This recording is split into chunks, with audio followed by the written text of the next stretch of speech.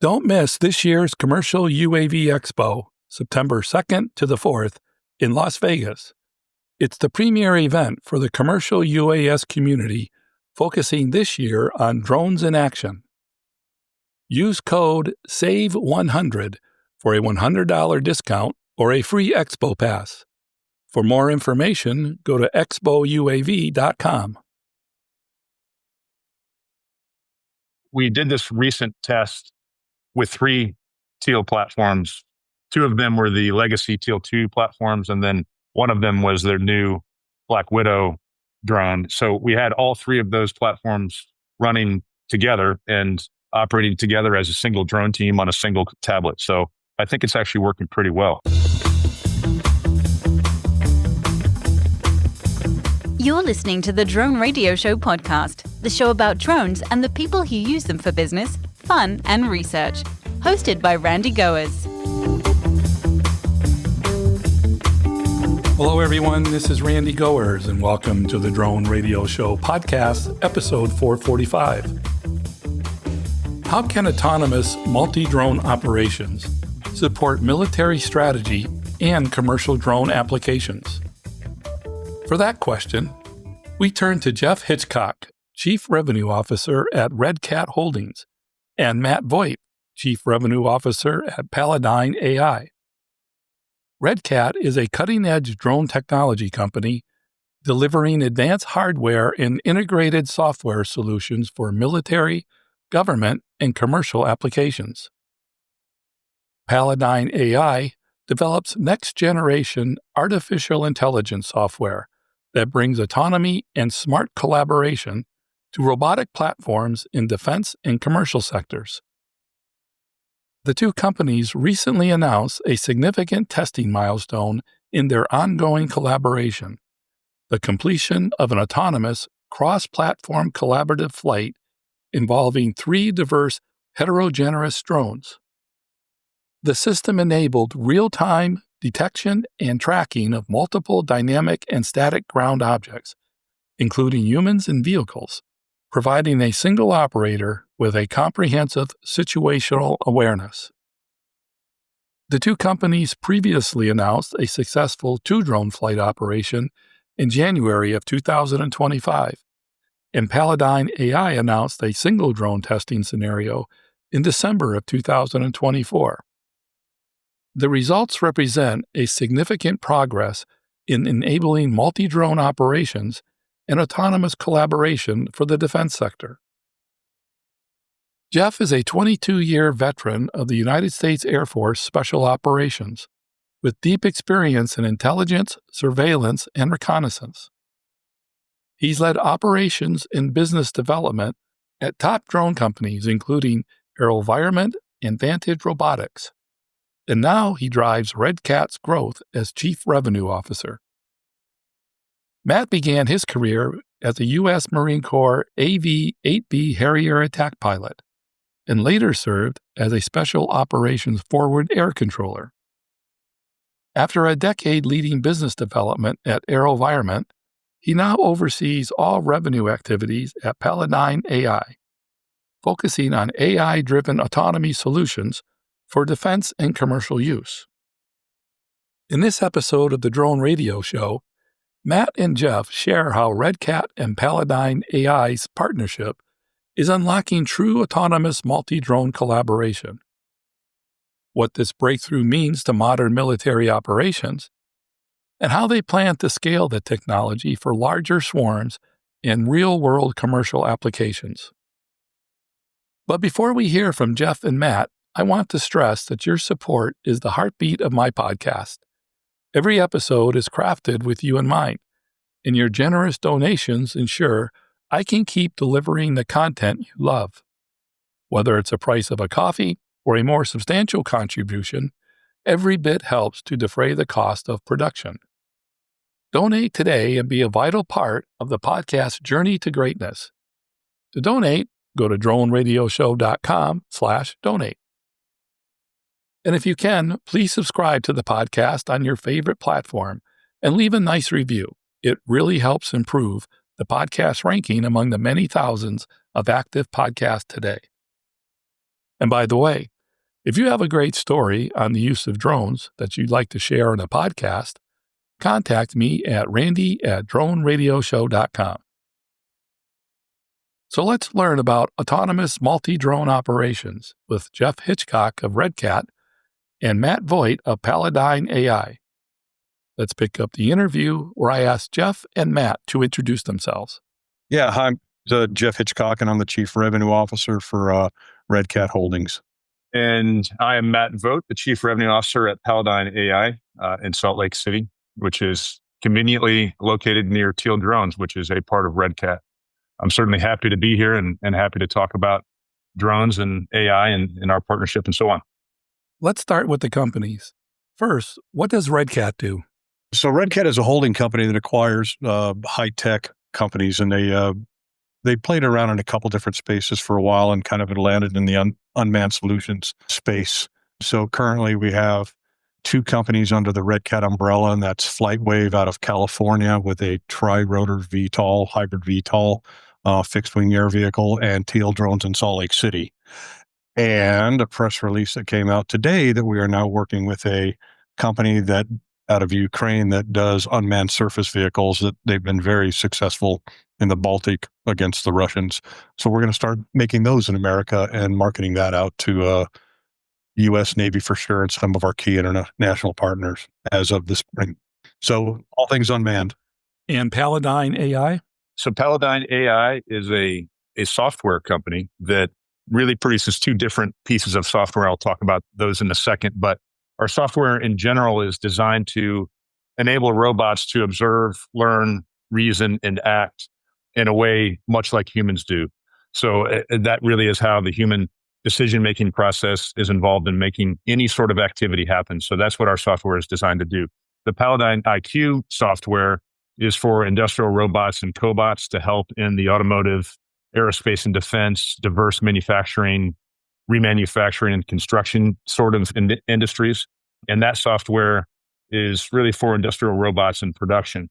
So the other side of our software platform, or the other piece of our software offering, is the Palladyne Pilot software, which is most of what we'll talk about today, which is multi-sensor fusion collaboration software that enables drones to act together for an operator, helping multiple drones cooperate and act as a single drone team. So we'll get into more of that as we continue the discussion, but our company's been around for 40 years. We were involved in hardware production and R&D before that, so we have an extensive background in hardware to include drones and counter-drone hardware. So I think one of the things that separates us from the other AI software companies out there is that we have real experience with robotic hardware to include drones. So it's an exciting time for us. The industry writ large is exploding per se, and we're really excited to be in partnership with Red Cat and Teal.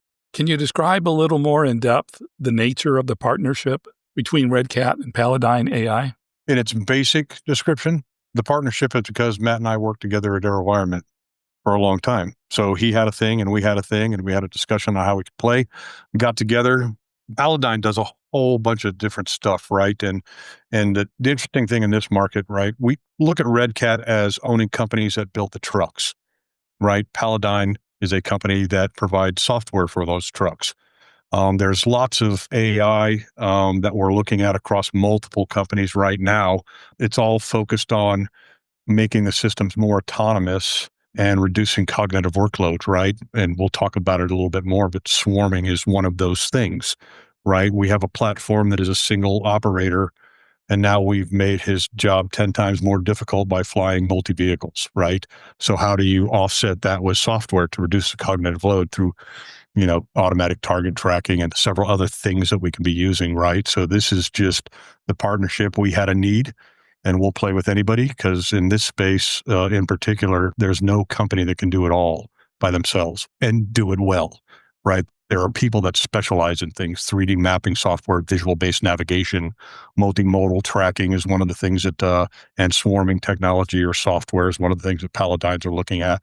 So these are all problems that we're trying to solve, but we can't do it on ourselves. We're focused on building the truck and having the compute power to bolt on the AI for that, right?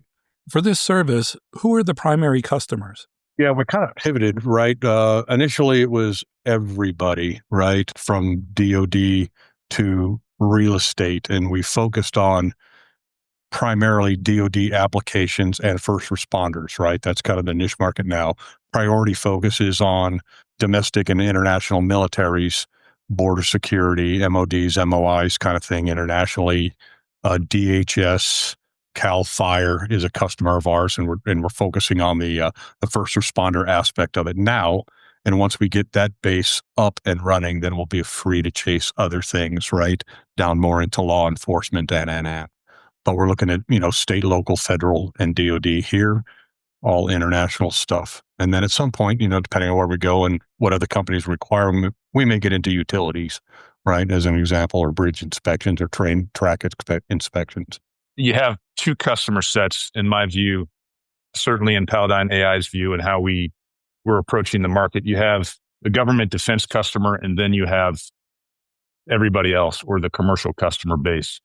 And it certainly seems like a lot of the activity right now is focused on the government and defense side. We see collaboration opportunities on the commercial side for oil and gas companies and a whole bunch of different sorts of industries that are non-government and defense. But right now, so much of what seems to be getting attention and getting traction on the customer side is with the government. So what is our partnership bringing to market? I like to think that we together are bringing a world-class hardware and software package in the form of a small UAV or a team of small UAVs to the market that's fully baked. You have a fully autonomous drone team and a small package. That's sort of what we're trying to solve and what we're trying to provide as a platform, as a product to the world, Randy. And that's hard. You have a lot of pieces out there. There are a lot of different software capabilities out there that are looking for drone partners. I think through this partnership, we're presenting a full solution, and that's been appealing to our end customers that we're talking about. Effectively, Teal or Red Cat's end customers, we consider to be Palladyne AI's end customers, and where they go, we go, and where we go, they go, effectively. So it should be a rising tide that brings up both boats in this case. How does your software ensure autonomy in tough environments, especially when there is limited communications? So lots of challenges, right? We're seeing it in Ukraine with GPS denied operations and RF resiliency. A couple of the things that we've approached, again, being a small, we'll play with anybody who's playing with the same customers we are, right? So we have gone to our radio provider, and they have a frequency hopping radio that doesn't just hop within the single band, but hops across 6 different frequency spectrums with Doodle Labs. So it automatically senses interference and will hop to the next available frequency across 6 bands. So that helps solve the RF stuff. On the GPS issues, we're exploring options with several different companies on true day-night GPS denied visual navigation, right? I can see 24 months from now where there could be a world where you don't even need to have GPS on your systems anymore. You're just flying visual-based navigation, right? A lot of companies are closing on that very quickly. Palantir being one of them. FLIR is another one. So we're kind of keying in on all of that, and that's how we get the birds in the air and keep them in the air, right? In denied environments, Ukraine being a classic example. And then it comes down to, again, cognitive workload, right? Getting a mass of drones on target quickly doing different things only makes a single operator's life way more complicated, right? I mean, think about flying one drone off of a S23 tactical 6-inch screen. Now you want to manage, 5, 10, 20, 100 off of that same screen. We're going to have to come up with different AI, right? Target identification, target tracking, and be able to very quickly move assets around the battle space to affect their different missions, right? And it could be part of the thing with, Palladyne is, if you have a cell phone sniffing payload, you're going to bring different effects from kinetic to ISR and everything in between. And the more modalities you use, the Palladyne software allows you to track in a couple different modes, right? The example that Matt can kind of walk you through in more detail is we did a video shoot where we had our drone, the day and night payload. That's 2 modalities. And they added an RF emitter in vehicles. So that would be a third modality. And the vehicles are driving around a track where there's a huge building that they can pull into at the end. So we're tracking it in all three of those modes, EOIR and RF, around the track as it goes. And when it comes up to that warehouse and pulls in, because it's still emitting RF, we're still tracking it. Something we wouldn't normally be able to do without a third modality. So if you're looking at, jammers, sniffers, those kinds of things, you add those as modalities, secondary, tertiary modalities, you can keep your fix on your target. It's moving around the battle space and bring effects to bear on it, right? Absolutely. I think as you talk about AI, it can get pretty technical and pretty confusing pretty quickly, especially for those of us that have more of an operator type background. But effectively, our software uses reinforcement learning, game theory, and sensor fusion to maintain target track and to maintain situational awareness in an area of operations for the operator. So what does that mean? Reinforcement learning, it gets better over time. It understands, the software starts to learn about patterns and about different vehicle characteristics and so forth to maximize what it's doing in the tracking environment. Game theory, the systems actually, or each drone operates on its own in conjunction with the others. So if one drone needs more information to maintain track, it will reach out to the others and request information. And those other drones will then share information with that one drone. So that's how the game theory aspect kind of works. And another piece that I think is important to recognize here, and Geoff was talking about it with regard to the hardware and the radios and how different modalities are maintained to ensure connectivity in a communications constrained environment. Our software rather, does not require a constant data stream. Some software packages need to be constantly receiving and transmitting with other RF or receiver transmitters. Our stuff actually operates on its own and will send information to the other drones when required and when requested. So it's not a super high latency kind of platform. It's something that will send information packets as requested to maintain track.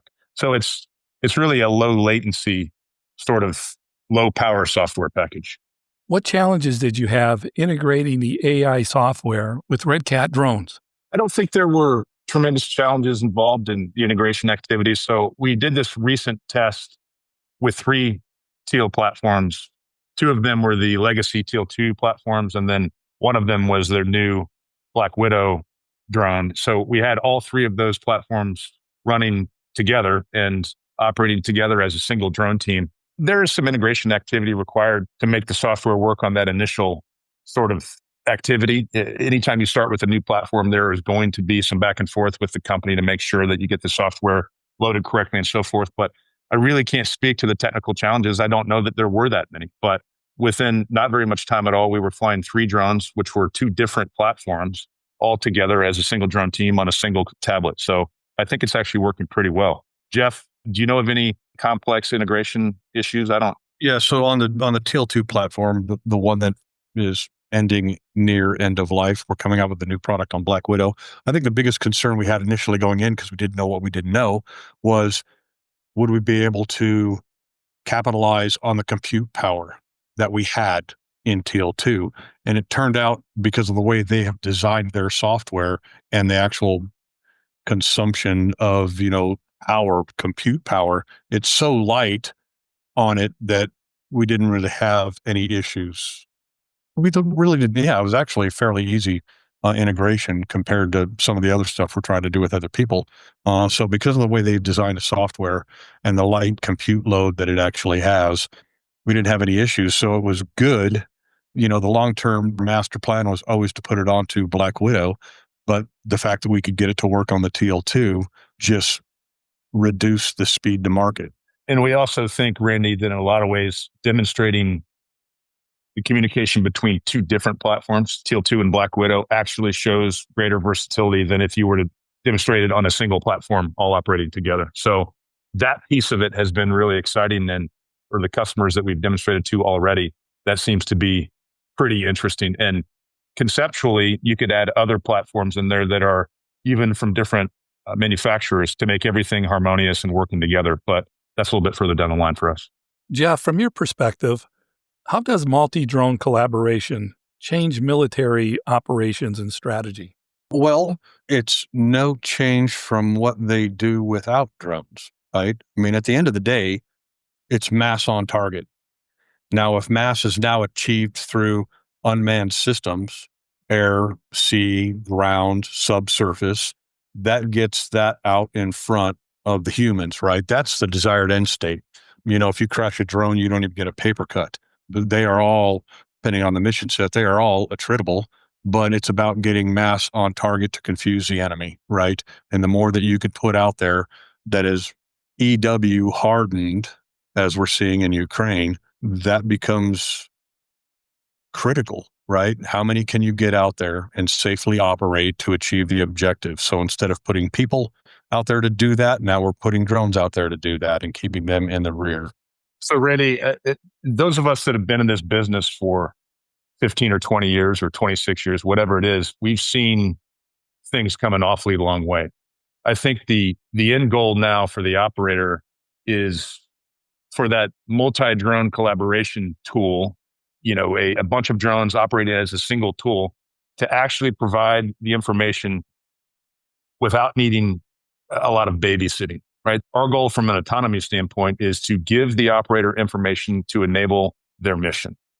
It is not the goal of the operator to operate drones because that takes their attention away from the mission.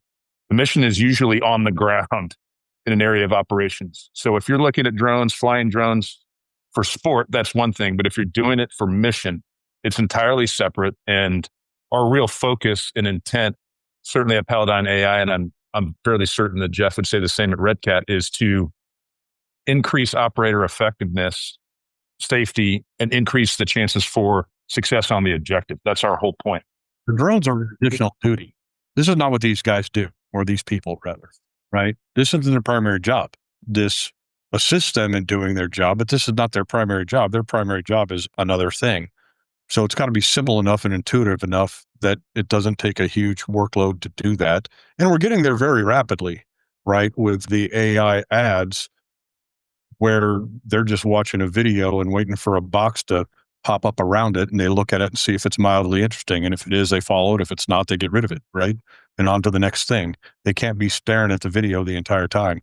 So the culmination of all these different kinds of things that are going on where they just do their own thing. And eventually, we get to a state where it's like Alexa, where you tell it to do something and it responds back to you. And you're like, okay, stay on that target till I get there. And then these guys don't even have to look at their video, right? They're just talking to it and it's executing what you tell it to do. So they can get back to what their real job is, which is A, to stay alive, and B, come back from the mission, but get the objectives done, right? In the military arena, what place do drones have in strategy and execution? Are they their own special and distinct unit, or are they integrated within a military group providing support? So, Randy, there are different types of organizations that operate drones, as you know. You've done this podcast for a while now. There are units that are focused on drone employment and drone use, and they're drone squadrons effectively. So that's their full reason to exist. They support others by being who they are as drone squadrons. I think what Geoff and I point to first and what we're trying to enable or what we're trying to create here is a drone for the tactical operator. So there are operators that have other ground missions that have drones attached to them or have drones available to them as a tool to accomplish their mission. So that is a totally different animal than an entire squadron or organization that exists solely to fly drones in support of operators. We're talking about operators flying their own drones. So operators employing them tactically in support of their mission. So obviously from a software standpoint, we'd like to play with all of them. But as we talk about the tactical operator operating a platform downrange or a series of platforms downrange, most of them are not aviation specific people. They are ground operators that are using drones as a tool. Beyond the use by the military, how do you envision the technology that you're developing fitting into the commercial sector? It really is open to the imagination of the customer. We've had so many different conversations. One example, I think, is an infrastructure security or area security, if you will. We're talking to a major company that does fixed camera security. And along with that, they have drone teams augmenting their fixed camera security positions. So if you picture the drone or a ground robot as a roving sort of sensor and the fixed tower as obviously just that, a fixed sensor. And if you with our software can get all of those different sensing devices connected and talking to one another, then you have a much more complete view of your area security or your perimeter security or of your localized security reality. And so that's just one example of, I think, really effective commercial use. There are a lot of companies out there that have overnight security requirements, that have roving security requirements that you can use ground robots for or drones for autonomously. We feel that we can add value in all of that. And as you talk about how we scale together in our partnership with Red Cat, if I maintain a relationship in a space that will then bring Red Cat in as a drone provider along with our software, then we've helped Red Cat increase their scale of operations in that way. And vice versa, if they have a relationship through their hardware platform that we can then bring our software to, then that's how we scale through their relationship. So it really is about relationships on both the government defense side and on the commercial side. And so we're excited to see where we can expand together. Are you already looking to develop commercial applications? Yes, we are actively entertaining commercial applications at this point, at this time. So we see that will be in the near term. Now you got the system to work with 3 drones. How do you scale this to larger swarms? The software will behave the same whether you have it on 1 platform, 2 platforms, or 100 platforms conceptually. I think there's a tipping point, and I can't tell you exactly what it is. I guess it depends on who you are and what you're doing, but there's a point at which adding more to the group won't give you better information. I don't know what that number is, but I think if you are in the teens, you're probably getting to the point where you're near that number. But again, you can add as many as you want to a team of drones in order to be effective for your mission. So, Geoff, have you had any experience on the hardware side? I know you've worked with others that are doing large numbers of platforms. Do you think, is there a number at which it sort of becomes too much? Believe it or not, Randy, it's a pretty simple answer. It's a financial issue, right? Because every drone I give to Matt is a drone that I'm not selling, right? So we could do a stunt with 100 drones and get the same result, but that's 100 drones I can't resell, right? So it comes down to a financial thing. I mean, yeah, we'll probably do 10 or 20 at some point on this as proof of concept. But there's also been a lot of tests that have run, believe it or not. It's kind of counterintuitive for some reason. But when we go out and we do a flight demo and somebody throws 100 things in the air, people don't know how to process that. They really don't. They look at it and they're like, holy crap, there's 100 things flying around, and how are you keeping track of all of them? And it gets to a point where it's overwhelming just for them observing it, not let alone trying to process it when you have your pilots doing their thing. That becomes way more specialized, where people are going to have to be trained because the observers don't understand it. It's like shocking to them, and they're like, what do I do with this? Smaller numbers are actually a little more manageable because they get the general concept and they're just not overwhelmed by looking at 100 things. So you can have meaningful discussions with them and talk them through it, how you can link more and more and more together. But then they have to go back and figure out how they employ that. Geoff, you're basically saying there's a point of diminishing returns. Absolutely, yeah. Because if you see 100 things flying around your head, you're not listening to anything else, and you're just trying to process that whole thing. So I think my opinion and my experience is 20 is enough to get the point across. And you can continue to have conversations with them on how you scale that above that number. It's an interesting dichotomy, right? There's lots of talk on Indo-PACOM, obviously, right now, right? You get on LinkedIn and you see these, OV1 depictions of 1,000 drones attacking an unnamed Chinese character. Well, these things only fly like 5 to 10 kilometers. So how are you getting those 1,000 drones there? Well, you got to find something to put them on to get them there to do that thing in our space, because we're small, 5 to 10 kilometers, 20 tops. So it's a package deal, kind of back to the whole point of you got to play with a lot of different people to get a capability where you need it at the right point in time, which makes this wildly exciting because every day it all changes with a phone call. Literally, it's always coming up with something new and interesting. They're all working really hard to try to solve the problem, but there are problems that still need to be addressed. Do you think the market is really ready for AI-enabled drones? Or is it something that's on the drawing board, waiting for people's perception to change?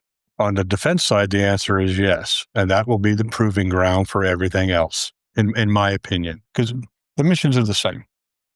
Somebody wants to look at a thing, and a drone is just how to get out there and look at a thing. But how government and defense approach it will prove out how it can be used in other places.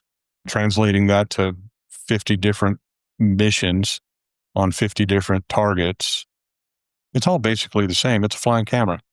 And how do you get that information back to a person to make a decision to do a thing or not? In the commercial sector, does AI either lower the cost to the customer or does it improve their ROI? What's your selling point to a commercial client? I think our solution makes it cost effective. There are going to be companies out there that have something very wazoo that won't be sellable except to governments or militaries internationally. The more bells and whistles you add to it, the more expensive it's going to be.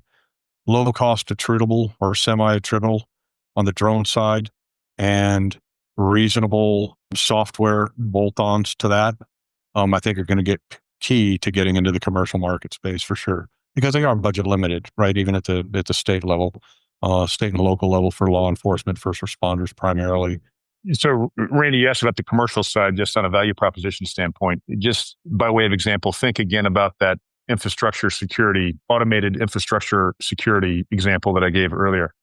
You're really, with autonomous systems that are able to go out and use AI to report back to somebody monitoring a security system or some example like that, you've reduced the number of operators required at 2:00 or 3:00 in the morning on these security sweeps. You've reduced the number of sentries required. It doesn't necessarily mean that you reduce the number of people involved in the operation per se, because maybe those people are freed up to perform other tasks. But what you've done is increase capability while keeping the cost low. So it's part of what and obviously the ROI is going to be different based on each individual circumstance and each individual company. But we do feel like there is real savings here when you add autonomy tools and artificial intelligence software to a drone or unmanned system package. What are the current ethical or regulatory barriers that you might face? It's a great question. I think the ITAR concern is a part of that conversation, ITAR being international traffic in arms regulations. I mean, these things can be controlled by government export restrictions. So obviously we're always monitoring compliance with such things, and we have compliance lawyers or compliance experts on staff at Palladyne AI that are specifically focused on this. But there are ways to do all of this. There are ways to do it legally, and that's of course at the top of our list when we talk to any customer. How do we get the correct license in place to demonstrate and or export to, and so forth? So that's a part of every conversation without question. And I think that Red Cat's products are fully EAR. Isn't that correct, Geoff? Yeah, they are. Yeah. I think from a regulatory perspective, it's never going to move as fast as industry. The FAA is the FAA, the FCC is the FCC. All that still has to be done, but it is maturing, and the ability to get approvals for certain things, visual or beyond visual line of sight, right, being the big one. Day-night operations being another big one. If you have a product that you can prove is safe and reliable to fly in the national airspace or internationally as well, it has to be solid, and you have to have the data to support the package, and then you'll get it approved. It gets a little sketchier with law enforcement, over people kind of thing, because there's those that you're chasing and there's those that live around who you're chasing. So there's always going to be cases where somebody's going to have a problem with that. But I think, 10 years from now, it will become more prevalent and people will not be as concerned, as long as they are, the judicious use of these and what you do with that data. There's going to be people that are skeptical.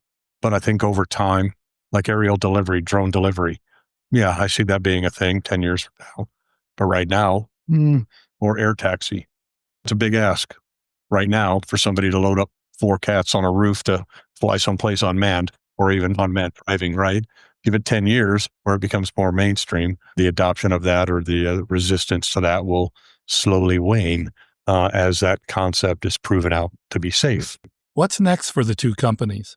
Absolutely. I'd say Customer demonstrations, more customer demonstrations to get that sort of feedback from the end customer, the pull from the end customer, and continued collaboration from there. I think that'll be true on both the government defense side and on the commercial side as those opportunities evolve as well. So more customer demos and then expanded reach. That's what's next for us. Geoff, anything to add? Yeah, no, I would agree with that. Matt and I constantly joke about this, right? Nobody's ever bought a drone without seeing it fly. So it's getting out in front of the customers, because if we can put on a good demo that shows exactly what the software can do, then they start thinking about what other modalities they can use on that. Everybody has a different modality. So it's just getting out in front of the customers, having touch, feel, think about it, having discussions, and then they start thinking about how to employ that. It's going to be a busy summer for us. Busy summer. And it really is, in this case, Randy, in the case of an end customer for the government, for the Department of Defense, a three-way partnership. It's that customer, it's their hardware provider, and it's their software provider or providers. Right? That's just how it works. And all working together to make the product and the overall solution continuously better. You remember back to iPhone 1? That was a version of software that came out in 2007, I think. But where we are today with 16 is totally different. And version 1 is going to be what it's going to be. It is what it is. And then it's going to go from there. So we're really excited about that journey, and it will just get better over time. The software and the platform will just get better and better with more input and more reps on it and more customer usage. How do you see AI impacting drone technology? It's incredibly important that we have that voice of the customer in every conversation, because without that, we're sort of doing things in a vacuum. So if all of us are connected and communicating and evolving the solution, the overall solution to be what they need, then I think we're going in the right direction. And it'll be an exciting destination. We're happy to be on the trip. Is there anything that we missed that we should talk about? I don't think so. Certainly not from my seat, Randy. We're excited about working together. That's the kind of bottom line. And we're excited about where the market's going and really getting our combined Red Cat Teal Palladyne AI solution out there and into our customers' hands. And for my final question, what message would you like to leave regarding the future of the drone industry? I've been doing this a long time, and the drone industry right now is supporting AI, hardware, software, everybody working toward the same common type of goal. I've never seen anything like it in the industry in the past 20 years. Everybody is hyper-focused, working on solutions to really, really hard problems. It's not going away ever. It's only going to continue to grow, but it is wildly dynamic right now. We get calls every single day from somebody that's doing something that we haven't thought of. And we've thought of a lot of stuff. The future is super bright, and there's a huge, huge, huge void that can be filled with the use of drones. Well, and I tell the same thing I tell the customers. Tell me the problems you're trying to solve with my platform in particular. But you got to be honest with them and tell them, hey, it's not going to solve all your problems, but it'll solve 80% of them if those are the problems you want solved. And just getting that message across, because you are really limited only to your imagination on how you can employ these things, both, commercially and government-wise. Only limited by your imagination. Limited by your imagination, Geoff. That's how I would sum it up. And if we've seen anything, Randy, in the last few years, globally, geopolitically, we've seen how important unmanned systems, uncrewed systems are in modern events, I suppose is the way of putting it. And with correct end user input, the systems will get better to enable a better outcome for those events, to keep our warfighters safer, to make them more effective, to limit civilian casualties, all of these things, right? I think all in a great platform with really good autonomy software, really good software in general on board, you make for a better solution worldwide. And we're really excited to be working on that together and in this sort of innovative space. And it's moving quickly. And we think we're well positioned to capitalize on market forces to be truly, truly at the forefront of what's being offered. We think our package together is a world beater, and we're excited to see where it goes. That's it for episode 445 of the Drone Radio Show. I hope you enjoyed hearing from Geoff Hitchcock of Red Cat Holdings and Matt Vogt of Palladyne AI. I want to thank Geoff and Matt for taking the time to speak with me. If you want to learn more about Red Cat Holdings or Palladyne AI, or want to connect with Geoff or Matt, check out the web pages at palladyneai.com. And Palladyne is spelled Palladyne, and ir.redcatholdings.com. If you like the Drone Radio Show, then please subscribe and share. Write a glowing review. And if you'd like to donate to keep the podcast going, go to droneradioshow.com/donate. And thanks for listening. Your support means a lot to me. And I hope you'll listen to more episodes of the Drone Radio Show podcast to hear how others are using drones for business, fun, and research. For the Drone Radio Show, I'm Randy Gores. This has been the Drone Radio Show podcast. More information on today's show can be found on our website at www.droneradioshow.com. If you're using drone technology for business, fun, or research and would like to share your experience on the show, please visit our website and fill out a guest appearance application. And don't forget to follow us on your favorite social media channels.